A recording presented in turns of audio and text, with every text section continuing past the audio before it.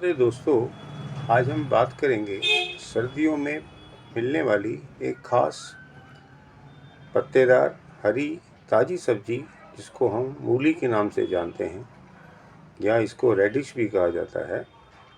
ये सब्जी सर्दियों में ही मिलती है और इसका लोग विभिन्न प्रकार से भरपूर आनंद लेते हैं। इसको सलाद के रूप में भी खाया जाता है। डॉक्टर लोग भी इसके बारे में बहुत बोलते हैं कि आप हरा सलाद खाइए। ऐसे ही इसकी जो मूली है, इसकी दो प्रकार की मूली हमें उपलब्ध होती है, एक छोटी मूली और एक बड़ी मूली।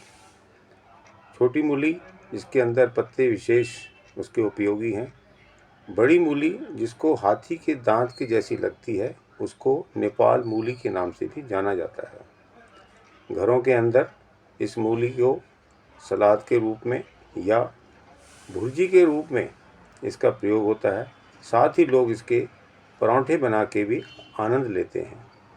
अब ये मूली सर्दियों में ही मिलती है, पर इसकी उपयोगिता स्वास्थ्य की दृष्टि से क्यों महत्वपूर्ण है, वो मैं आपसे संक्षिप्त में ज्ञान साझा करूँगा। मूली है वो हल्की है और पाचक है, यानी कि रुचि भी करती है, एपिटाइज़र भी है, पाचन या डाइजेशन भी करती है, पर चरबरी होती है। मूली के बारे में लोगों का भ्रम है कि मूली ठंडी होती है, पर ऐसा नहीं है, ये गर्म है। इसीलिए आप देखेंगे सर्दियों में जो खासकर रोग हैं, चाहे वो नाक के हों, आँख से संबंधित हों या गले के रोग हों या सांस से रोग हों, अक्सर खांसी के साथ सांस होना अमूमन बात है, उसमें इन मूली को आप प्रयोग कर सकते हैं और इसका लाभ उठा सकते हैं। कभी कभी आपने देखा होगा लोगों को खांसी के साथ बुखार भी रहता है, तो उस कारण से भी यदि हम मूली का प्रयोग करना चाहें, इससे लाभ उठाना चाहें, तो मूली वहाँ भी ये उपयोगी है। आप ये जानिए कि ये सभी प्रकार के जो लक्षण हैं सर्दियों में होने वाले, जैसे दर्दें हैं, चाहे जोड़ों के दर्द हों, कमर के दर्द हों, इनमें भी मूली का उपयोग करेंगे तो नुकसान नहीं होगा। एक बात आप समझिए कि मूली हर प्रकार से उपयोगी है। लोगों की धारणा है कि ये शायद ठंडी होती है, हमें इसका इस्तेमाल नहीं करना चाहिए, इससे खांसी होती है, गला ख़राब होता है, ऐसा नहीं है। पर आपको एक बात ज़रूर ध्यान रखनी है, जो मैंने अभी आपको बताया, बड़ी मूली अर्थात जिसको हाथी दांत की जैसे लगती है, उसे हमें कम से कम खाना चाहिए।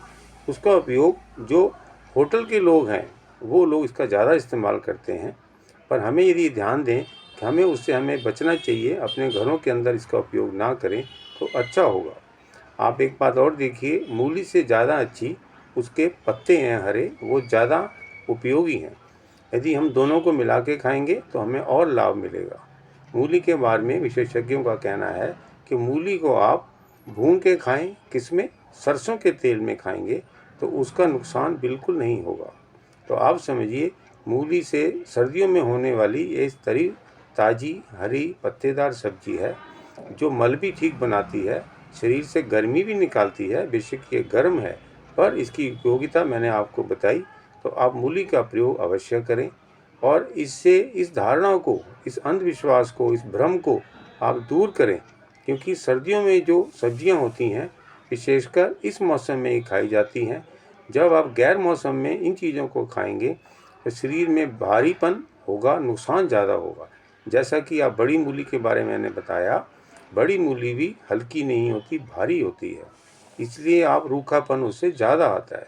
तो आप ये समझें, आप जब घर में मूली खाएं, चाहे सलाद के रूप में या पराठे में मिला के खाएं या भुर्जी के रूप में खाएं, तो आप ये ध्यान दें कि हमें मूली जो है, छोटी वाली मूली लेनी है, वो ज़्यादा कारगर है, ज़्यादा उपयोगी है।